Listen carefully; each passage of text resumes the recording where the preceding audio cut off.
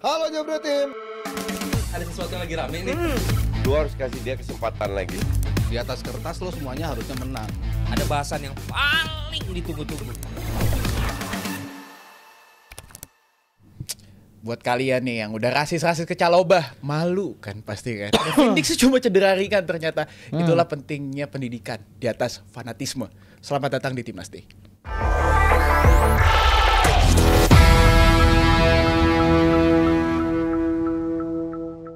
Kabar terbaru, Egy Maulana Fikri sudah posting di Instagram, guys. Oh no. Dia tidak bisa join Timnas dan Timnas tidak bisa mereplace atau membawa satu nama lagi karena pendaftaran nama tuh kalau nggak salah sudah terakhir tuh ditutup tanggal 13 Maret kemarin. Betul. Nah, dari Rizal atau Aldi melihat bagaimana Egy di klubnya Dewa, Ya. performanya menurut gua oke gitu ya. Sangat oke. Dia menjadi salah satu pasti pilihan untuk Kluivert untuk bisa memperkuat Indonesia meskipun sekarang skuadnya masih profesional ya. Belum akan exact yang nanti lawan Australia siapa aja, cuman ya pilihan banyak. Nah, dari lo sendiri Jal ngelihat Egy, ya kehilangan yang menurut gue sedih juga sih ngeliatnya Egy ya, dapat kesempatan balik lagi ke timnas dan performa dia juga lagi performa terbaik sepanjang karir dia di karir profesional sebagai pemain bola. Dan menurut gue sayang banget gitu di pertandingan Australia karena menurut gue momentum lagi ada banget di pertandingan tersebut. Australia hilang pemain utamanya tuh banyak banget dan squad valuable juga lebih banyakan ini, lebih mahalan squad kita gitu ternyata dibandingkan squad Australia yang dibawa ke nanti di tanggal 20. Jadi menurut gue sebuah kehilangan sangat besar kita kehilangan Egy karena gue ngelihat dia di sistem nanti apapun sistem yang mau 3 back lagi atau 4 back lagi, ini pemain yang menurut gue akan dapat tempat juga gitu. Berdasarkan performa dia, berdasarkan menit bermain dia yang which is itu selalu jadi perhatian Patrick Kluivert ya, menit bermain ini menurut gue udah menyentuh hal itu semua. Jadi sebuah kehilangan yang sangat besar. Malah gue tadi berpikir ini bisa jadi jangan-jangan false nine mainin dia di depan gitu. Karena mainnya kan mobile banget, striker yang memang kita butuhkan di sana. Tapi ya menurut gue bad luck aja sih terjadi buat Egy di Aldi begini. Ya, kata kunci atau yang bisa gue highlight dari Rizal adalah katanya tadi jangan-jangan. jangan salah ya. Jangan. Karena gue nggak tahu dia si Kluivert bakal main seperti apa. Betul. Dan kalaupun pakai ada Egy juga, Egy bakal ditempatkan mainkan seperti apa juga. Kan tadi jangan-jangan jadi false nine, jangan-jangan jadi sayap kiri, jangan-jangan pakai nomor 10. Masih terlalu banyak jangan-jangan di tim ini gitu. Jadi buat gue pengen lihat nanti nih game menghadapi Australia dulu, ini bakal menjadi benchmark, ini bakal menjadi Parameter jauh banget, panjang banget. Jadi itu dulu, makanya gue nggak bisa bicara banyak soal kebutuhan tim. Paling enggak nih buat Egy dengan dia dipanggil sama timnas berarti jelas value-nya luar biasa. Improvementnya berarti meningkat musim ini dan under pelatih dari Belanda juga gitu. Jadi buat gue recurring, artinya bahwa Egy cedera, shit happens, bad luck. Cuman ya buat Egy tetap semangat karena apa yang kamu lakukan musim ini tuh dipantau sama timnas dan dipanggil. Cuman sayang alam berkata lain. Cuman siapa tahu ini menjadi apa ya? Menjadi situasi yang mungkin beruntung juga buat Egy. Mungkin dia bisa pemulihan lebih cepat. Pemulihan nanti bisa membantu timnya untuk bisa mengejar Persib nanti di Liga juga. Artinya bahwa dan kan nggak cuma di game menghadapi Bahrain dan juga Australia juga, nanti mungkin game menghadapi China, game menghadapi Jepang, dia udah pulih, dia bisa menjadi bagian dari tim ini karena gue yakin selalu ada tempat untuk pemain berkualitas kayak Egy. Oke. Tapi gue pengen nambahin ini, pengen nanya saya ke Rizal. Nambahin apa nanya? Nanya. Nah, yang nanya. Terima kasih banyak. Iya, jelas. Tony dulu turun nih. Panasin lagi. Gue pengen nanya masalahnya Egy cedera, ini otomatis wing kanan kita opsinya makin menipis. Emang masih main di kanan dia? Kemungkinan besar bakal main di kanan. Walaupun memang dia bisa main di cam, bisa main jadi false nine juga, tapi wing kanan kita menipis. Eliano, praktis cuma Eliano mungkin. Oleh rasa Eliano opsi yang paling ini sih ya. Oleh kiri. Like dicoba. Enggak, oleh tengah atau kanan? Bisa juga. Mobile sih, dia lebih ke mobile. Oleh Jadi menurut tengah gue atau kan depan? cederanya Egy jelas sedih bagi gua, tapi untungnya bagi kita, squad kita tebal gitu. Squad kita tebal dari segi kuantitas ya. Kita pemain tuh banyak banget di area depan itu juga. Dan menurut gua untungnya lagi pemain-pemain depan itu tipe-tipe juga gitu. Dalam artian enggak cuma pemain apa? Stephen Seagal. Stephen dalam artian jauh banget Stephen Seagal Bang. Gue kira tadi. Sekali kita nggak ada pemain yang firm di satu posisi aja. Marcelino bisa nge-cover 3 posisi, Eliano bisa nge-cover 3 posisi, dan cadangannya Ole juga bisa cover 3 posisi. Jadi posisi-posisi tersebut bisa ditambal sama pemain-pemain yang Jadi Ole lain. masih cadangan dulu ya? Ole ya match pertama lagi-lagi pembuktian. Gue Starter lo ya? Gue di kanan dia. Di kanan. Eliano sih menurut gue punya kesempatan besar untuk jadi starter. Kalian apa kalian atau Oli Romeni? Gua ini Biar rame nih, biar rame. tapi Berapa sih 24 ya? 20 Kurang dari 10 sepekan. sekali. Kurang dari Ini sepekan. Eliano nama yang udah menghiasi timnas dari bulan Oktober. Menurut gue momennya sekarang udah bulan Maret. Kalau sampai dia belum dicoba lagi, berarti emang ada sesuatu dari dia. Tapi kalau sampai dia dapat kesempatan, gue rasa ini momentum bagi Eliano main di sayap kanan tersebut. Bahkan gue dari 98 lo denger oleh. Oleh Gunnar. Oleh Gunnar sok cair. Ole. Jokesnya bapak-bapak banget nih. Anak udah 2 emang beda ya. Di sini kan Gen Z semua termasuk saya ya. Daloka, Ricky Martin. Oke. Tahu. Ngomongin yang Iya. cedera juga tapi ternyata tidak cedera banget gitu ya. Itu dia. Yang masih bisa dipanggil dan masih bisa main kurang lebih 90 menit. Yes. Iya di Stamford Bridge kemarin. Mardel. Iya. Abangku Kevin Dix nih main full 90 menit fit Kevin 100% dong dan siap tempur lawan Australia. Iya. Ya gini Del, mungkin kita nggak bisa sebut bahwa ini cederanya bukan cedera ringan. Mungkin Iya. cederanya berat, cuman pemulihan dari Kevin Dix-nya bagus. Oke. Gitu. Jadi buat gua Emang ada tim yang pemulihan tim yang nggak bagus gitu? ada. Sebut aja MU. Oh iya benar. Apalagi zaman Ten Hag. Sebut saja Arsenal ya. Soalnya kita ngambil dokter dari Arsenal ya. Tampaknya begitu kan jadinya. Zaman di Arsenal mah bagus, di MU doang jelek. Nih, Ya gimana nih bermain 90 statistiknya menit. Kevin Dix nih? Gua nggak ngerti ya. Ini heatmapnya, ini kalau lihat heatmap seperti ini, cara ngebacanya adalah ini pemain cukup roaming. Dan lebih banyak di tengah. Dan memang di tengah itu berkali-kali gue bilang bahwa Kevin Dix gue pengen lihat justru di tengah. Di tengah bahkan. Di timnas, di tengah. Jadi bahwa emang dia di Jadi timnas. pivot atau jadi Iya pivot, jadi holding lah. Oke, holding. Bahkan kalau ditaruh jadi fullback pun jadilah invert dia. Jadi buat gue karena dia sayang kalau bertugas hanya untuk bertahan. Karena dia punya visi, dia punya atribut yang menyerang banget. Kelihatan kan. Pas lawan Jepang kelihatan. Iya, itu juga. Pas lawan MU juga. Ya. Iya. Ya. Oke. Masuk lagi MU lagi terus ya. Jadi buat gue ini pemain yang luar biasa dan kemarin menghadapi Chelsea yang seperti itu walaupun pada akhirnya bisa kebobolan 1 cuman ya Menyulitkan banget. Gak mudah untuk pemain balik dari cedera bisa main 90 menit dan konsisten bagus seperti ini. Jadi buat gue heads out untuk Kevin Dix bisa main menghadapi Chelsea dari gempuran ya sejelek-jeleknya Chelsea lah. Ya Chelsea pemainnya tetaplah berkualitas untuk levelnya Copenhagen dan bisa hanya kebobolan 1 buat gue Kevin Dix. Ada 2 clearance, ada 4 tackle bersih dan juga duel udaranya bagus dan punya satu hal yang paling menjadi perhatian dari Apa tuh, Kevin Bang? Dix. Akurat pas. Akurat pas. Lagi-lagi atributnya bukan atribut bertahan tapi atribut nyerang, akurat pas yang Itu makanya lo bilang makanya Kevin Dix tengah. cocok untuk main di tengah. Yes. Tapi kalau misalnya posisi sebenarnya kan ada bisa di kanan. juga. Wingback. Kalau lo ngeliatnya di mana, Sal? Gue ngeliatnya bisa jadi antara wingback kanan lagi yang lanjutin di sana atau di belakang sekalian sih. Ball playing defender gue rasa dia bakal dominan banget, bakal kuat banget. Kita bakal punya karakter Jay Itzes yang jago duel, jago untuk intercept dipartnerin sama back yang bisa bangun serangan dari awal banget. Iya. Menurut gue tuh bakal jadi kelebihan yang luar biasa banget kalau kita mainin Kevin Dix di sana. Jadi ini berkah juga sih bagi kita ya. Iya. Kita punya pemain yang bisa nge-cover banyak banget posisi dan ketika lawan Jepang, ketika dia main di wingback kanan, dia kantongin Mitoma.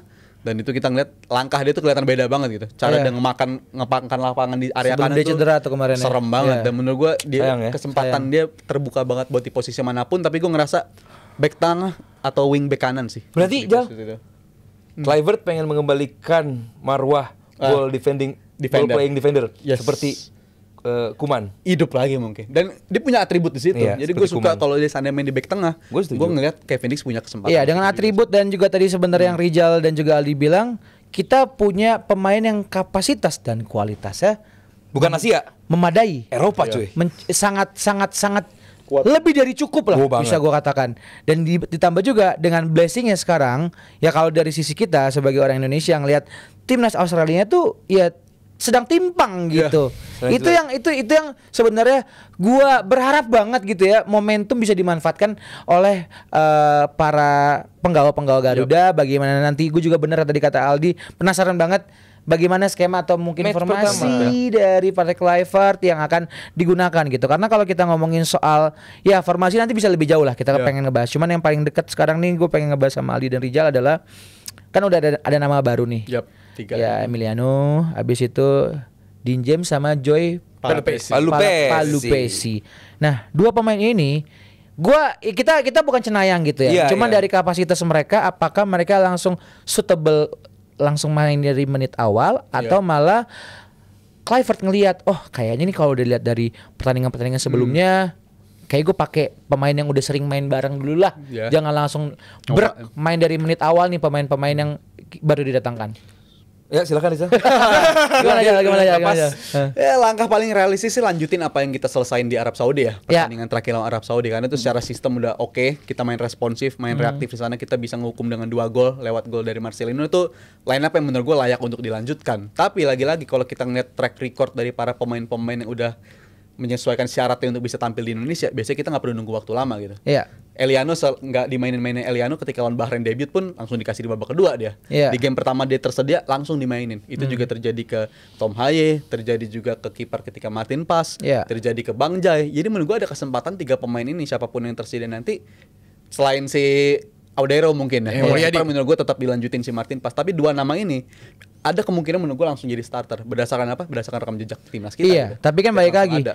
Penyesuaian dan adaptasi itu jadi one thing yang menurut gue ini sih yang gue agak deg-degser nih. Chemistry, Karena ngerti gua. oke, sekarang tadi yang lo Jal bilang oh emang ada track record seperti itu. Iya. Tapi sekarang untuk lawan Australia skala tanggung jawabnya Urgensinya. sudah urgensinya. Kalau gue skala tanggung jawab kalau Ijal urgensi itu udah lebih naik level. Yep. Iya, Apakah- stake-nya atau yang Nah. dipertaruhkan terlalu besar. Iya, menurut lo Untuk gimana, Di? Buat gua berkali-kali gue bilang lagi, gue gak bisa terlalu banyak bicara soal Kluivert Iya. dengan skemanya karena jujur gue buta, gue nggak bisa ngebaca track record dia di tim sebelumnya, dia pengen pakai seperti apa, Nah. gue nggak bisa lihat. Kalau pelatih lain gue mungkin zaman Coach Sin di tim sebelumnya gue masih bisa lihat gitu dan dipakai juga di sini gitu kan. Cuman kalau Patrick kan gue nggak mungkin lihat dia waktu di Turki, gue nggak mungkin lihat dia waktu di Tapi kalau untuk staf sebelumnya. kepelatihannya gitu lihat Pastori. Gue gak pernah lihat Pastor sama Lanzat juga timnya oke. gitu kan. Gue gak pernah lihat Yong tim-tim Yong itu kan. Jadi beneran makanya gue bukannya lagi mau mengecilkan atau apa. Gue pengen lihat apa Malah yang kita nungguin banget nih, nungguin gua banget support ya, dia, ya. Dan gue pengen nunggu apa yang bakal dia lakukan di game pertama menghadapi Australia. Game yang seharusnya kita bisa menangkan. Iya. Game yang walaupun kita away ke di mana sih? Sydney. Sydney ya? Ya Sydney. Di Sydney itu bukan tentu nggak pernah namanya Indonesia datang ke sini dengan laga kita adalah tim yang bisa menang. Ini mungkin sekarang baru bisa begitu bahwa kita bisa dalam kondisi sedikit diunggulkan mengingat kok ada Stephen Curry gendut itu. Bukan. Yang mana? Bukan Bang, bukan Stephen Curry Bang. Cuma apa namanya? Ya gue rasa mampukah gitu loh. Mampukah Kluivert di game pertamanya bisa langsung ngegas. Siapapun yang dimainkan, Dean James atau Verdong. Dua-duanya bagus. Dean James 177, Verdong 174 tingginya. Verdong lebih bertahan, Dean James lebih menyerang. Di tengah bisa pakai Paul Paesi, bisa pakai kecuali Nathan ya. Gue nggak yakin Nathan bakal dimainkan karena dia menit bermainnya sangat baru 2 kali main itu pun di EFL lawan Gillingham sama satu lawan Wycombe. Swansea itu ya. Swansea. Di EFL cuma baru 2 menit. Apa di Championship baru main 2 menit itu pun menit akhir. Gua nggak yakin Nathan. Nah, terus selebihnya apa? Yenner atau siapa? Gua nggak kaget kalau pemain kayak Siapa? Kambuaya. Lu bisa baca pikiran gue loh. Iya. Kambuaya Paul Paesi di tengah, gue justru Itu namanya chemistry, Bro. Itu namanya chemistry, Bro. Ya. Itu bisa. Gue pengen lihat Kamboya sama Paul Paesi di tengah itu. Gue yakin punya apa namanya, punya kerasnya, punya kemampuan mereka nutup bola, ataupun nanti bisa sama Dix. Masalah gue adalah bukan di tengah dan belakang, Depan. depan. Ketajaman gue belum lihat tim ini proven, baik yang oleh Romaninya, baik yang belum lah gitu. Cuman kalau tengah ke belakang dan kiper apalagi, ya gue sangat puas. Gitu. Untuk di area depan ya itu area yang menarik sih ya, dimana ada nama kayak Septian Bagaskara, tapi gue rasa kalau sampai dibebankan dia jadi starter kurang cocok juga karena Pressure-nya terlalu besar. pressure jelas gede banget dan berdasarkan performa dia di liga emang dia striker lokal paling subur ya di tengah Iya. gempuran striker Gol, satu asing assist. di Liga 1 gitu. Striker asing kan numpuk banget di liga kita, tapi dia striker lokal terbaik yang kita punya, 7 gol dan dia 7 gol itu berdasarkan hanya dari 700 menit dari 25 pertandingan. Jadi bisa dibayangin dalam satu game aja kan 90 menit. Di atas 90 dia. Dia nggak pernah nyampe 90 menit. Jadi menurut gue dengan kapasitas dia sebagai super sub bisa kita manfaatkan juga. Jangan dibebankan dia sebagai starter, tapi sebagai super sub harus bisa dimanfaatin karena daya gedornya dia itu yang kita butuhin di area liarnya dia di kotak penalti. Jadi opsi jelas banyak. Iya, dan menurut gue tetap setuju. dicoba. Itu kan nama baru. Tapi bagaimana nama-nama lamanya? Iya. Rafael Strike. Strike udah nggak main dari Januari di klub ya. Jadi Sananta itu belum perhatian. bikin gol Sananta. lagi ya, kalau nggak salah di Persis ya. Hoki Ya. pun juga. Iya. Iya, itu nama-nama yang menurut Nama-nama gua udah lama gitu. sebenarnya udah menghiasi panggilan timnas kan. Justru nama baru seperti Septian justru bisa menjadi penyegar lah gitu, Pembeda ya. pembeda lah Itu gue harap. game changer mungkin bisa aja ya, Game bisa changer. jadi. Gue harap Marcelino bisa mentransformasikan apa yang dia bagus selama ini di Oxford dilanjutkan di timnas. Ya kan, apalagi dia menghadapi tim yang atau biasa dia pakai baju warna kuning, sekarang menghadapi tim yang warna kuning. Warna kuning. Oh, iya. Oh, ada cocok lagi Bapak Face Bisa tiba-tiba aja itu mah. Ya. Cuma tiba-tiba aja Del. Ya udah Brar, ini kita mau panjangin timnas lagi apa cukup Brar?